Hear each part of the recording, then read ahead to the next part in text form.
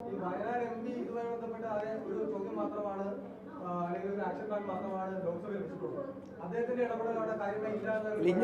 ചോദിക്കട്ടെ, ഏത് എം പിക്ക് ഇപ്പൊ പാലക്കാട് എം പി ഇവിടെ ഇരിക്കുന്നുണ്ട്, ചിറ്റൂർ എം പിക്ക് ഇവിടെ ഇരിക്കുന്നുണ്ട്, എം പിമാരാണോ വന്യജീവി ആക്രമണത്തെ നേരിടേണ്ടത്? ആണോ? ഗവൺമെന്റാണ്, വനം വകുപ്പാണ്, എം പിമാരാണ് ഇത് ചെയ്യുന്നത്. ഞങ്ങളിപ്പോൾ വൈൽഡ് ലൈഫ് ആക്ട് അമൻഡ് ചെയ്യണം എന്ന് പറഞ്ഞാൽ ഞങ്ങൾ മൂവിയാണ്. എം പിമാർ ഇപ്പോൾ രമ്യ ഹരിദാസും ശ്രീകണ്ഠനും രാഹുൽ ഗാന്ധിയാണ് ആന കാട്ടിൽ നിന്ന് ഇറങ്ങുമ്പോൾ നേരിടുന്നത്. അത് സ്റ്റേറ്റിൻ്റെ ഫോഴ്സാണ് അതിന് ചെയ്യേണ്ടത്. ഞങ്ങൾ നിരന്തരമായി നിയമസഭയിൽ ഈ വിഷയം കൊണ്ടുവരില്ലേ? എത്രാമത്തെ പ്രാവശ്യമാണ് കൊണ്ടുവരുന്നത്? ആ മന്ത്രിയുടെ മറുപടി നിങ്ങളൊന്ന് കേൾക്ക്. ഞാൻ മന്ത്രി ആയതുകൊണ്ടാണ് വന്യജീവികൾ ഇറങ്ങുന്നതെന്നാണ് ചോദിക്കുന്നത്.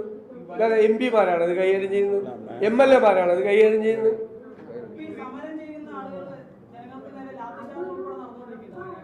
അല്ല, അതിപ്പോ ഈ ഡൽഹിയിലെ മോഡിയും ഇവിടുത്തെ പിണറായി വിജയനും ഒരുപോലെയാണല്ലോ. ആരും സമരം ചെയ്യാൻ പാടില്ലല്ലോ കേരളത്തിലും ഡൽഹിയിലൊന്നും. കാരണം ഏകാധിപതികളാണല്ലോ ഇവരെ അവരോട് സമരം ചെയ്യാനെന്നാണ് അവരുടെ ധാരണ. അത് ശരിയല്ല. ഇതൊക്കെ ഞങ്ങളിത് നിയമസഭയിൽ തന്നെ മുൻകൂട്ടി പറഞ്ഞു, വൈകാരികമായ പ്രതികരണം ഉണ്ടാവും. മനുഷ്യന്റെ മരണഭീതിയിൽ നിന്നാണ് ഈ പ്രതികരണം ഉണ്ടാവുന്നത്. ഭയന്നിട്ടാണ് ഇറങ്ങുന്നത്. അല്ലാതെ അവർ മാവോയിസ്റ്റുകളോ തീവ്രവാദികളോ ഒന്നും ആക്കി നിങ്ങളവരെ ചിത്രീകരിക്കണ്ട. ഇതൊക്കെ സ്വാഭാവികമായ പ്രതികരണമാണ്. പരിപരുത്ത ജീവിത യാഥാർത്ഥ്യങ്ങളുമായി പൊരുതി ജീവിക്കുന്ന മനുഷ്യരാണ്. സങ്കടങ്ങൾ മാത്രം ബാക്കിയല്ല. ഇവിടെ ഇപ്പോൾ എത്ര പേര് വന്ന് വിതുമ്പി, ഇവിടെ വന്ന് സങ്കടങ്ങൾ പറഞ്ഞു. ഞങ്ങളിത് കാസർഗോഡ് പോലെ കേട്ടുകൊണ്ടിരിക്കുകയാണ്. ഈ വന്യാതിർത്തിയിൽ ആദ്യം ഞങ്ങൾ തുടങ്ങുന്നത് ആന ചവിട്ടിക്കൊന്ന ജസ്റ്റിൻ്റെ ഭാര്യയാണ്. ഭാര്യയും ഭർത്താവും കൂടി പള്ളിയിലേക്ക് പോകുമ്പോൾ, ബൈക്കിൽ പോകുമ്പോൾ ആന ഭാര്യയുടെ മുമ്പിൽ വെച്ച് ഭർത്താവിനെ ചവിട്ടിക്കൊല്ലുവാണ്. ആ ഭാര്യയാണ് ഞങ്ങളോട് ആദ്യം വന്ന് സംസാരിച്ചത്.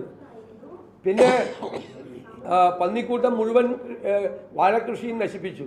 1 രൂപ പോലും സർക്കാർ 5000 വാഴ കടം മേടിച്ചു വെച്ച ഒരാൾ ജോസ്, ഒരു രൂപ പോലും നഷ്ടപരിഹാരം കൊടുത്തില്ല. 5000 വാഴ നശിച്ചു. അയാൾ ആത്മഹത്യ ചെയ്തു. അയാളെ ഭാര്യയാണ് രണ്ടാമത് വന്നത്. എത്രയോ മനുഷ്യരുടെ സങ്കടമാണ്.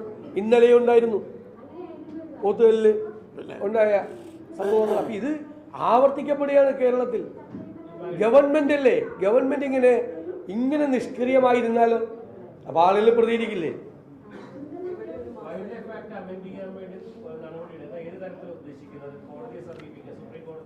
അത് നമ്മളിപ്പോൾ ആദ്യം കേരളത്തിൽ തന്നെ ഒരു പ്രമേയം പാസ്സാക്കി ഞങ്ങൾ ആ പ്രമേയത്തിന് പിന്തുണ കൊടുത്തു. ഇനി ഇപ്പോൾ ദേശീയ തലത്തിൽ അതൊരു വലിയ വിഷയമായി കൊണ്ടുവരണം. ഞാൻ കോൺഗ്രസ് നേതൃത്വത്തോടും ഞങ്ങൾ ഈ റിക്വസ്റ്റ് കൊടുത്തിട്ടുണ്ട്. മാനിഫെസ്റ്റോയിലും മറ്റു കാര്യങ്ങളിലും വരികയും കേന്ദ്ര ഗവൺമെന്റിന്റെ ശ്രദ്ധയിൽപ്പെടുത്താൻ നമ്മുടെ എം പിമാരും ആ കാര്യത്തിൽ വളരെ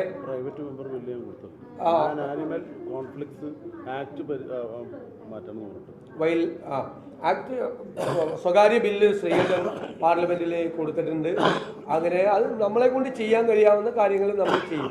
അതുമാത്രം പോരല്ലോ, സ്റ്റേറ്റ് ഗവൺമെന്റിന് ഒരു ആക്ഷൻ പ്ലാൻ വേണ്ടേ? ഇങ്ങനെ മനുഷ്യൻ വന്യജീവി വരും, അവർക്ക് വേണ്ടി ഈ ആളുകളെ മുഴുവൻ വിട്ടുകൊടുക്കുകയാണ്. ഒരു സ്കീം വേണ്ടേ? പണ്ടെല്ലാം ഉണ്ടായിരുന്നല്ലോ, അപ്പോൾ ആക്റ്റീവ് ആയിരുന്നല്ലോ. ഇത്രയും നിഷ്ക്രിയത്വം ഈ വനം വകുപ്പിന്റെ ചരിത്രത്തിൽ ഉണ്ടായിട്ടില്ല.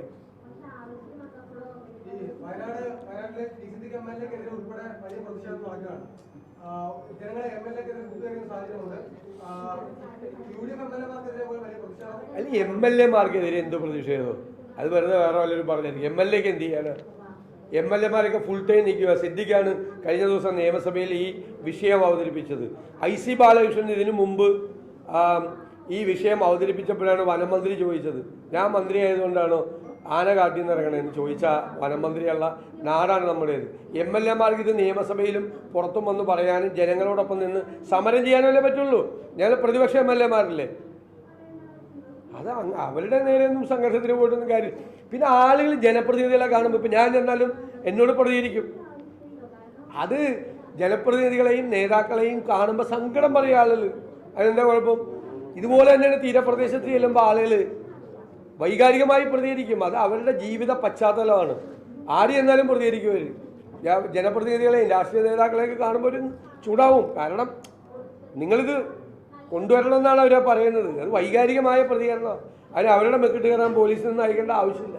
അവരെ സമാധാനിപ്പിച്ച് നടപടി എടുക്കാമെന്ന് പറഞ്ഞ് ചെയ്യണം. കഴിഞ്ഞ ആ വയനാട് കളക്ടർക്ക് എത്ര നേരം കഴിഞ്ഞിട്ട് അവിടെ എത്തിയെന്ന് നിങ്ങൾക്ക് വല്ലതും അറിയോ? എത്ര സമയം കഴിഞ്ഞിട്ട് ഒരു ഉത്തരവാദിത്തപ്പെട്ട ഉദ്യോഗസ്ഥനുണ്ടായില്ല. ജനങ്ങളിങ്ങനെ വയലൻ്റായി നിൽക്കുന്ന സമയത്ത് അത് കഴിഞ്ഞ് ഒരു വിധത്തിൽ ഒതുക്കി ഈ MLA തന്നെയാണ് അവരെ സാന്ത്വനിപ്പിച്ച് എല്ലാം ചെയ്തത്. ഞാൻ ആ വീട്ടിൽ പോയിരുന്നു. അത് കഴിഞ്ഞിട്ട് 4 ദിവസം കഴിയുന്നതിന് മുമ്പ് അടുത്ത ഒരാളെ ചവിട്ടിക്കൊല്ലുവാണ്. അവിടെ ഒരു ചികിത്സാ സൗകര്യം പോലും ഇല്ല വയനാട്ടിൽ. സ്വാഭാവികമായ പ്രതിഷേധമാണത്. ശരിയാണ്.